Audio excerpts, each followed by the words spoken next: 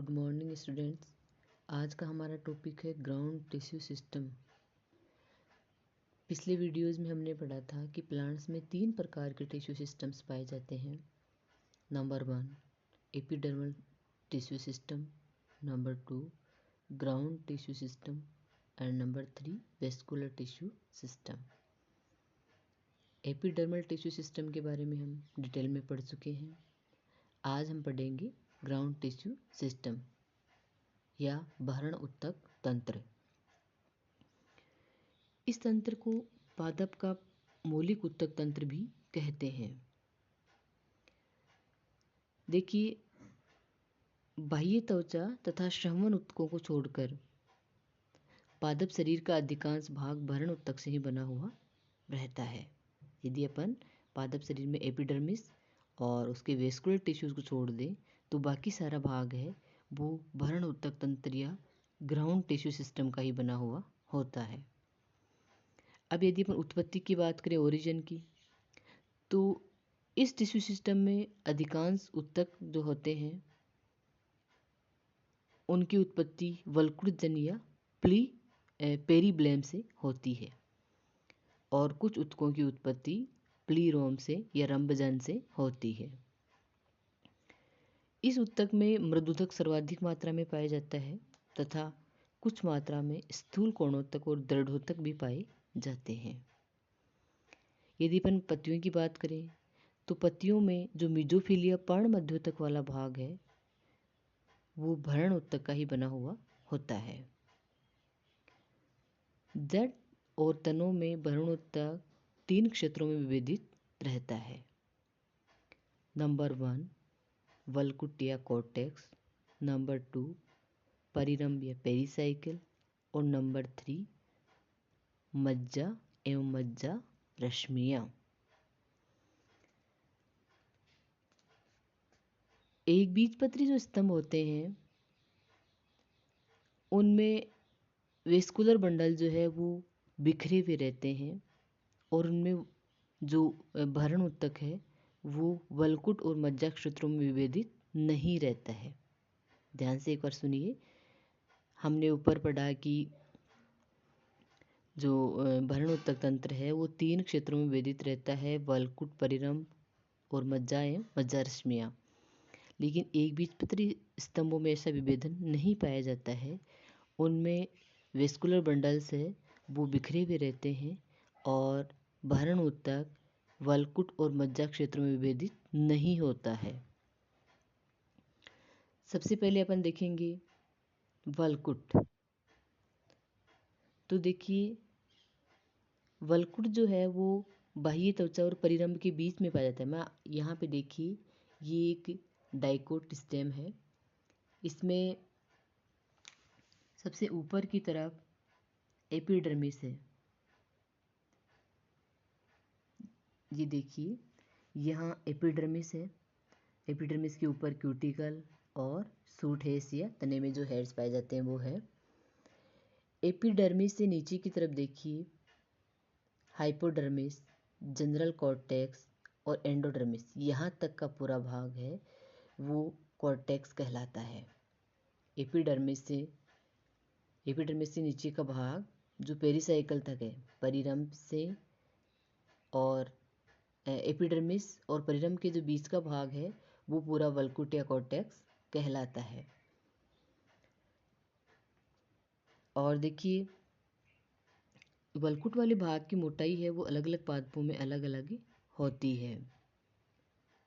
यदि अपन बात करें द्विबीजपत्री तनों में या फिर जड़ों में, तो वल्कुट जो है वो 3 क्षेत्रों में विभेदित रहता है।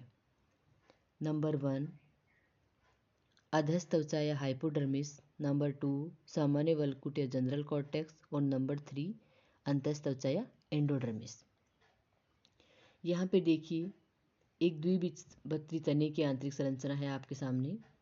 तो देखिए, द्विबीजपत्री तना है, उसमें मैंने अभी बताया एपिडर्मिस के अंदर और पेरिसाइकल के बाहर जो भी भाग है वो कॉर्टेक्स का है।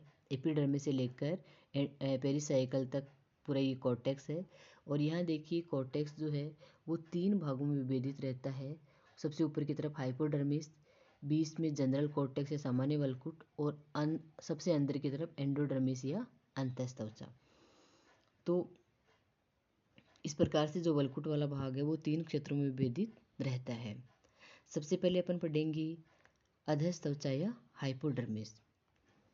तो देखिए एपिडर्मिस के नीचे की तरफ, एपिडर्मिस की जस्ट ये एपिडर्मिस है, उसके अंदर की तरफ ये वाला जो पूरा भाग है जो आपको गहरे कलर का दिख रहा है, ये पूरा हाइपोडर्मिस है। तो देखिए द्विबीजपत्री पादपों में क्या होता है, हाइपोडर्मिस या जो अधःत्वचा है वो स्थूल कोणों तक की बनी हुई होती है, जबकि एक बीजपत्री पादपों में हाइपोडर्मिस दृढ़ ऊतक स्क्लेरेन कायमा की बनी हुई होती है। एक बार फिर से बता देती हूँ मैं कि कोर्टेक्स का सबसे बाहर वाला भाग जो एपिडर्मिस के जस्ट अंदर की तरफ स्थित है उसको बोलते हैं अधःत्वचा या हाइपोडर्मिस। तो द्विबीजपत्री तने की यदि बात करें, द्विबीजपत्री तनों में हाइपोडर्मिस स्थूल कोणों तक की बनी होती है और एक बीजपत्री तने में हाइपोडर्मिस दृढ़ोतक की बनी हुई होती है और जड़ों में हाइपोडर्मिस अनुपस्थित होती है।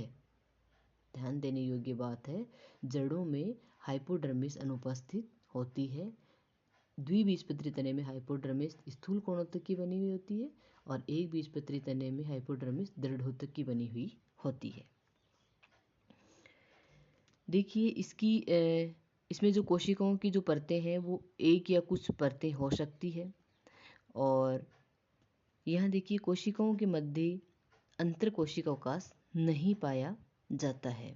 कोशिकाओं के मध्य कोई अंतर कोशिका अवकाश नहीं पाया जाता है। आप देख सकते हो इसमें कि कोशिकाएं हैं वो एक दूसरे से बिल्कुल सटी हुई है और कोशिकाओं के बीच में कोई अंतर कोशिका अवकाश नहीं है। यदि अपन बात करें अधःत्वचा के कार्य की, तो अधःत्वचा है वो पौधे को मैकेनिकल स्ट्रेंथ प्रदान करती है। अधःत्वचा का मुख्य कार्य हो गया पादप को मैकेनिकल स्ट्रेंथ प्रदान करना।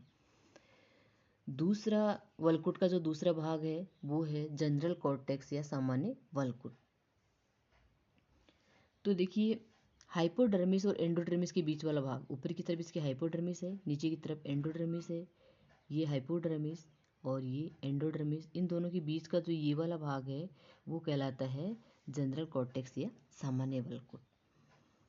तो जनरल कॉर्टेक्स जो है वो मृदुतक कोशिकाओं का बना होता है, यानी पेरेन्काइमेटा सेल्स का बना होता है और इन सेल्स के मध्य सुस्पष्ट अंतर कोशिका अवकाश उपस्थित होते हैं। जनरल कॉर्टेक्स में आप देख सकते हो कि कोशिकाओं के मध्य सुस्पष्ट अंतर कोशिका अवकाश उपस्थित है। और कुछ पादपों में क्या होता है, जनरल कॉर्टेक्स की जो सेल्स होती है उनमें हरित लवक की मात्रा ज़्यादा होती है। ऐसी स्थिति में इसको क्लोरीन कायमा भी कहा जाता है। और यदि अपन बात करें जलोद्भिद पादपों की, तो जलोद्भिद पादप जो होते हैं उनमें कोशिकाओं के मध्य अंतर कोशिका अवकाश काफ़ी बड़े बड़े होते हैं, जिसके कारण इसको वायुत्तक या एरेन कायमा भी कहा जाता है। इसके अलावा सामान्य वलकुट की कोशिकाओं में रेजिन नलिकाएं, म्यूसिलेज नलिकाएं और लेटेक्स वाहिकाएं भी पाई जाती है। अब यदि अपन बात करें वलकुट के कार्य की, तो वलकुट का मुख्य कार्य होता है पादप में भोजन संग्रह करना, फूड स्टोरेज करने का कार्य ये करता है। नेक्स्ट अपन देखेंगे अंतःत्वचा या एंडोडर्मिस। तो एंडोडर्मिस वलकुट की सबसे अंदर वाली परत है। वलकुट को अपन ने देखा था कि वलकुट जो है वो 3 भागों में विभेदित रहता है, तो वलकुट की जो सबसे अंदर वाली परत है वो कहलाती है एंडोडर्मिस। यहाँ देखिए ये एंडोडर्मिस है। एंडोडर्मिस को मंड आच्छादित स्टार्च शीट भी कहा जाता है। यह कोशिकाओं की एक स्तरीय परत है। यहाँ देखिए एंडोडर्मिस है वो कोशिकाओं की एक परत के रूप में पाया जाता है। ये देखिए एंडोडर्मिस आप देख सकते हो वो कोशिकाओं की एक परत है और ये कहाँ पाई जाती है, देखो वलकुट और रंभ के बीच में। ऊपर वाला भाग है वो वलकुट है, नीचे वाला भाग है रंभ है और इन दोनों के बीच में एंडोडर्मिस उपस्थित है। एंडोडर्मिस होती है वो ढोलकाकार कोशिकाओं की बनी हुई होती है और इन कोशिकाओं के मध्य कोई अंतर कोशिकावकाश नहीं पाया जाता है। ये कोशिकाएं सजीव होती है, इनमें स्टार्च, टेनिन और म्यूसिलेज की अधिकता होती है। स्टार्च या मंड की उपस्थिति के कारण एंडोडर्मिस को मंड आच्छादित या स्टार्च शीत भी कहा जाता है। एंडोडर्मिस की कोशिकाओं की जो अरीय और आंतरिक भित्तियां होती है उन पर सुबेरिन के निक्षेपण के कारण ये भित्तियां स्थूलित या मोटी हो जाती है। यहाँ पे देखिए एंडोडर्मिस की स्ट्रक्चर दिखाती हूँ आपको। ये देखिए एक एंडोडर्मिस है। तो एंडोडर्मिस ये बाहर की तरफ इसकी जनरल कॉर्टेक्स है और ये वाली एंडोडर्मिस है। तो एंडोडर्मिस की जो सेल्स है उनकी देखिए अंदर वाली और अरीय भित्तियों पर सुबेरिन का निक्षेपण होने के कारण ये भित्तियां जो है वो काफ़ी मोटी हो जाती है और इनके ऊपर पट्टी की जैसी संरचना बन जाती है और इन पट्टियों को कहा जाता है केस्पेरियन पट्टिकाएं। एक बार फिर से रिपीट कर देती हूँ। एंडोडर्मिस की कोशिकाओं की अरीय और आंतरिक भित्तियों पर सुबेरिन का निक्षेपण होने के कारण ये कोशिका भित्ति स्थूलित हो जाती है और इनके ऊपर पट्टी की जैसी संरचनाएं बन जाती है। इन पट्टियों को बोलते हैं केस्पेरियन पट्टिकाएं। तो यहाँ पे देखो ये पट्टी की जैसी संरचनाएं जो बन रही है इन पट्टी जैसी संरचनाओं को केस्पेरियन पट्टिकाएं कहते हैं। लेकिन एंडोडर्मिस की जो कोशिकाएं प्रोटोजाइलम के सम्मुख होती है, ये देखिए एंडोडर्मिस की सारी कोशिकाओं की कोशिका भित्तियां मोटी है, उनके ऊपर सुबेरिन का निक्षेपण है, केस्पेरिन पट्टिकाएं बनी हुई है। लेकिन एंडोडर्मिस की जो सेल, ये सेल जो प्रोटोजाइलम के सामने स्थित है उस सेल की कोशिका भित्ति के ऊपर सुबेरिन का निक्षेपण नहीं है, यानी यहाँ पे केस्पेरिन पट्टिका अनुपस्थित है। इस कोशिकाओं को बोलते हैं मार्ग कोशिका या पैसेज सेल।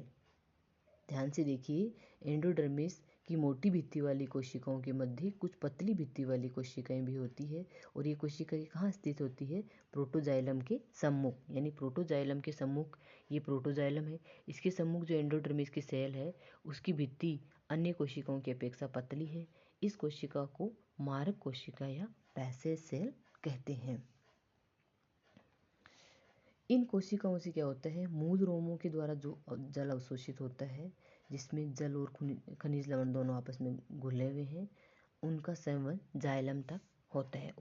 यहाँ देखिए पैसेज सेल या मारक कोशिकाएं क्या करती है? इधर अपन यदि पूरी इंटरनल स्ट्रक्चर देखें तो यहाँ पे जैसे एपिडर्मिस थी, एपिडर्मिस ये वाला भाग एपिडर्मिस है। एपिडर्मिस में यहाँ देखिए जैसे मूल रोम है और उसके बाद में आ गया जड़ रूट की अपन बात कर रहे हैं तो यहाँ पे जनरल कॉर्टेक्स वाला भाग आ गया। ये पूरा जनरल कॉर्टेक्स या सामान्य वलकुट है और इसके अंदर की तरफ ये एंडोडर्मिस है। तो मूल रोम से जो जल अवशोषित होता है वो मूल रोम से होता हुआ एपिडर्मिस में आता है। इसके बाद में कोर्टेक्स की कोशिकाओं के मध्य से गुजरकर वो आता है एंडोडर्मिस तक। लेकिन एंडोडर्मिस की कोशिकाओं की भित्तियों में केस्पेरियन पट्टिकाएं होने के कारण या सुबेरिन का निक्षेपण होने के कारण ये जल जो है वो वल्कुट वो वेस्कुलर टिश्यूज या वेस्कुलर बंडल्स तक जाइलम तक नहीं पहुंच पाता। ऐसी स्थिति में वो जल जो है वो मारक कोशिका से होते हुए जाइलम तक जाता है। तो मारक कोशिका का कार्य क्या होता है? मूल रोम द्वारा अवशोषित जल एपिडर्मिस सामान्य वलकुट से होता हुआ एंडोडर्मिस की मारक कोशिकाओं से होकर जाइलम तक पहुंचता है। तो एंडोडर्मिस का कार्य हो गया कि वो जल का संवहन मूल रोमों से आने वाले पैसेज सेल का अपन कार्य देख रहे हैं कि मूल रोम से आने वाले जल को प्रोटोजाइलम तक पहुंचाना। इसके बाद में अपन देखेंगे एंडोडर्मिस के कार्य। तो एंडोडर्मिस के कार्य देखो, एंडोडर्मिस जो है वो एक जलरोधी जैकेट के रूप में कार्य करता है क्योंकि एंडोडर्मिस की कोशिकाओं पर सुबेरिन के निक्षेपण के कारण ये जो कोशिकाएं होती है वो जल के लिए अपारगम्य होती है। सुबेरिन जो होता है वो जल के लिए अपारगम्य होता है।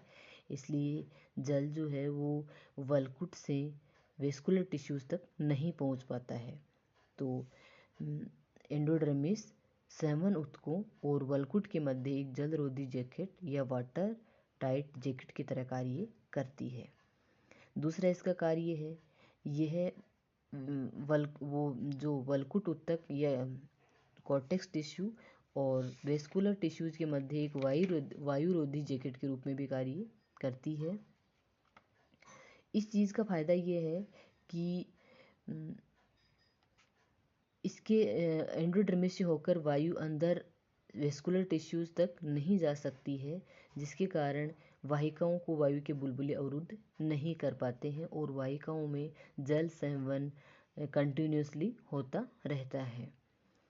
तीसरा इसका फंक्शन है कि एपिडर्मिस के समान यह भी एक जैकेट की तरह कार्य करती है और इसका कार्य हो गया अंदर जो संवहन ऊतक है उनकी सुरक्षा करना। नेक्स्ट इसका कार्य है कि एंडोडर्मिस जो है वो मूल दाब को बनाए रखने में सहायक होती है। अधिकांश द्विबीजपत्री शाकीय पौधों में इसकी कोशिकाओं में मंड कण या स्टार्च के ग्रेन्यूल्स पाए जाते हैं, जिसके कारण ये खाद्य संग्रह करने वाला ऊतक भी माना जाता है। और रूट में या मूल में जो मारक कोशिकाएं होती है उनके द्वारा वल्कुट से प्रोटोजाइलम तक निर्धारित पथ से जल का संवहन होता है और यह एक विभजोतक की तरह भी कार्य करता है, क्योंकि इसके विभाजन से पौधों में पार्श्व मूलों की उत्पत्ति होती है। इसके अलावा पार्श्व अपस्थानिक कलिकाओं की उत्पत्ति भी होती है। Thank you.